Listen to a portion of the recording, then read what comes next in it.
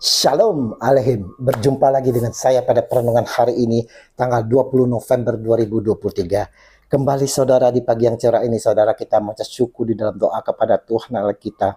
Dan biarlah kita juga mau memberi senyuman dan sapaan kepada sesama kita. Kita awali perenungan pagi hari ini dengan tanda kemenangan kita. Dalam nama Bapa dan Putra dan Roh Kudus, amin. Rindu dan mau lebih dalam mengenal Dia. Bacaan liturgi hari ini diambil dari 1 Makabe 1 ayat 10 sampai dengan 15, dilanjutkan dengan ayat 41 sampai dengan 43, dilanjutkan ayat 54 sampai dengan 57, dan dilanjutkan ayat 62 sampai dengan 64. Dan Injil Lukas 18 ayat 35 sampai dengan 43. Saudaraku yang terkasih di dalam kasih Kristus, kita saudara sering melihat di perempatan jalan saudara bagaimana orang-orang kesukaannya mengemis.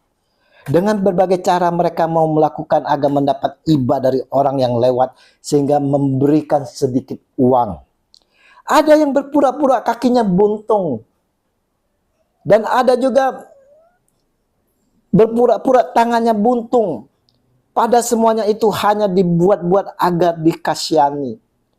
Ada juga yang mengemis dengan menggendong bayi yang berpakaian sangat mengibah, saudara.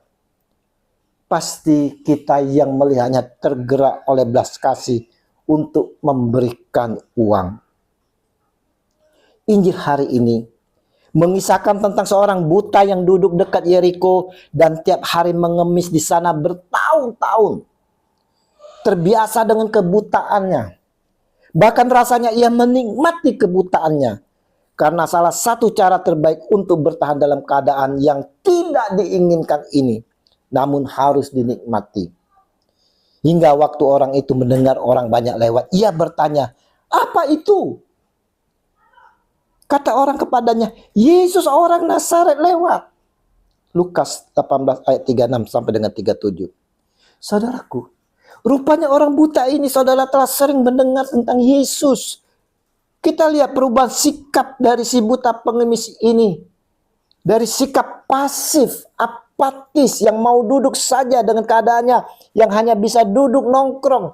Dan menunggu belas kasihan orang dalam bentuk koin mungkin. Atau sesuatu yang bisa dipakai untuk bertahan hidup hari ini. Dan kemudian harus tetap memohon belas kasihan lagi pada esok harinya. Berubah saudara. Berubah menjadi sikap aktif saat mendengar Yesus orang Nazaret lewat.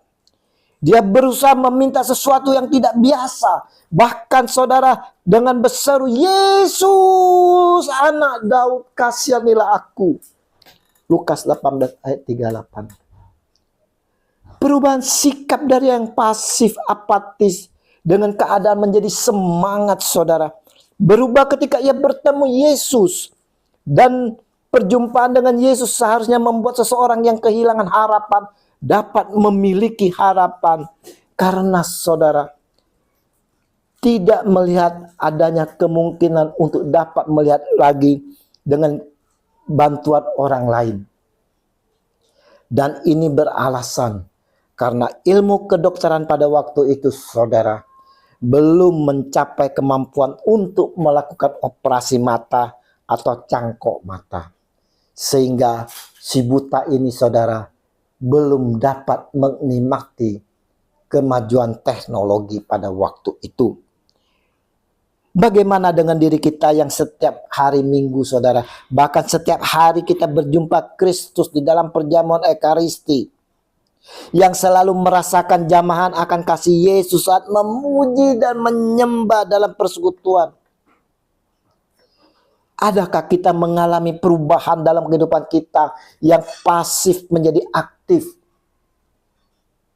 Adakah kita juga seperti si pengemis buta ini saudara mempunyai harapan besar setelah berjumpa Yesus? Kita lihat si pengemis buta ini saudara tidak hanya satu kali berteriak meminta pertolongan, namun berkali-kali saudara. Ini mau mengajarkan kepada kita untuk tidak jemu-jemu atau bosannya meminta kepada Yesus Tuhan. Dengan penuh pengharapan kita minta terus dalam doa. Lihat, Lihat saudaraku yang terkasih, Yesus berhenti dan menyuruh membawa orang itu kepadanya. Dan ketika ia telah berada di dekatnya, Yesus bertanya kepadanya, "Apa yang kau kehendaki supaya aku perbuat bagimu?" Jawab orang itu, "Tuhan, supaya aku dapat melihat." Lukas 18 ayat 40 sampai dengan 41. Lihat saudara, Yesus malah bertanya, "Apa yang kau kehendaki supaya aku perbuat bagimu?" Kita mungkin tidak buta secara fisik saudara, namun berapa banyak dari kita yang buta rohani, yang tak dapat berjumpa dengan Yesus.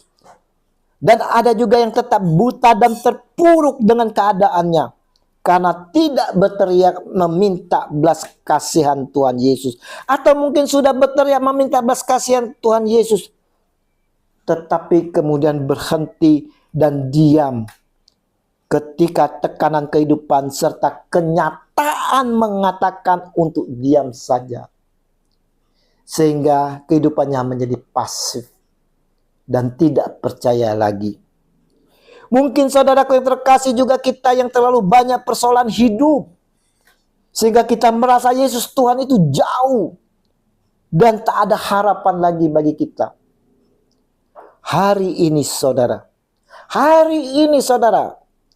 ingin saya katakan, Yesus memperhatikan semua persoalan kita, masalah kita. Yesus menunggu teriakan permintaan tolong yang penuh harapan dan penuh iman dari kita. Sehingga Yesus akan berkata kepada kita, "Apa yang kau kehendaki supaya aku perbuat bagimu?" Yesus mau keteguhan iman kita yang penuh harapan saudara. Bukan hati yang pasif, bukan iman yang pasif saudara. Tetapi Tuhan menuntut kita iman yang aktif. Dari si pengemis buta ini kita belajar. Pertama-tama saudara, tak jemunya memohon dalam pengharapan. Walau yang berjalan di depan menegur dia supaya ia diam saudara, namun semakin keras ia berseru, "Anak Daud, kasihanilah aku." Lukas 18 ayat 39. Si pengemis buta ini percaya dan mengimani dengan siapa dia minta pertolongan itu saudara. Dia percaya dengan siapa yang dia hadapi saat itu.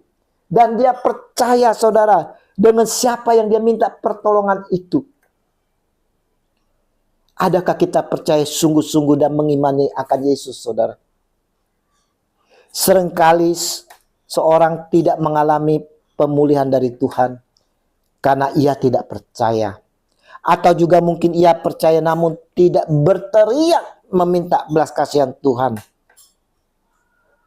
Atau saudaraku, ia berteriak juga namun berhenti karena kenyataan hidup yang tak mempunyai harapan lagi. Sehingga dia diam, pasif. Tidak melakukan apapun. Dengan kata lain menyerah, berserah. Suatu pertanyaan besar bagi kita dan juga bahan refleksi diri kita. Mengapa si buta pengemis ini mempunyai pemahaman yang demikian besar padahal matanya buta? Saudaraku, karena ia mempunyai rasa ingin tahu yang tinggi. Kita dapat lihat di ayat 36. Dan ini merupakan suatu kerinduan yang mendalam. Karena ia buta maka ia mempergunakan mata orang lain saudaraku. Sehingga ia dapat mengetahui bahwa Yesus lewat. Inilah sikap dan tindakan yang belum dipunyai oleh para murid-murid yang cerdik. Apakah kita juga demikian saudara? Dan mungkin ini juga setiap dari kita, di mana tidak adanya kerinduan mendalam akan Yesus. Kita tak mau mengenal lebih dalam akan Yesus, baik dalam membaca firman, mendengarkan renungan-renungan, maupun bacaan-bacaan rohani. Atau mungkin kita pun rindu, namun karena mata kita buta, rohani kita buta, kita tidak tahu apa yang ada di dalam Alkitab, maka kita menemui kesulitan untuk memahaminya. Sehingga kita putus asa dan berhenti belajar. Dan yang kedua saudara, alasannya saudara, mengapa si pengemis buta mempunyai pemahaman yang demikian besar? Ialah berdoa. Ada banyak alasan yang masuk akal dan terus akan ada alasan untuk kita berhenti beriman. Berdoa dan berharap kepada Tuhan Yesus untuk apa yang menjadi pergumulan kita. Tetap belajar dari kehidupan pengemis buta ini saudara. Yang terus berseru dengan iman dan ia yakini saudara. Maka ia mendapatkannya saudara. Perenungan hari ini kita mau belajar dari si pengemis buta yang dikenal bernama Bartolomeus, di mana selalu rindu ingin tahu siapa Yesus saudara, dan mau lebih mendalam akan Dia yang kita akui sebagai Tuhan. Kita mau lebih mengenal, lebih mendalam Yesus dengan selalu membuka kitab suci, mendengarkan setiap renungan-renungan yang kita terima. Juga membaca buku-buku rohani saudara. Dari sana kita akan mulai percaya dan mengimani. Dan mau datang kepada Yesus dalam doa, memohon dengan penuh pengharapan, dengan tak jemu-jemu, memohon kepada Tuhan kita. Mari saudara-saudaraku yang terkasih, kita mau selalu rindu saudara dan ingin lebih mengenal akan Dia Yesus Kristus Tuhan kita. Dan biarlah dengan perumpamaan Yesus Tuhan hari ini akan membawa perubahan dalam kehidupan kita menjadi lebih baik. Yang pasif menjadi aktif.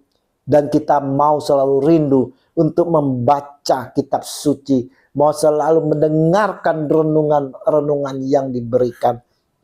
Supaya kita lebih mendalam mengenal siapa Yesus itu. Terpujilah Kristus selama-lamanya. Amin.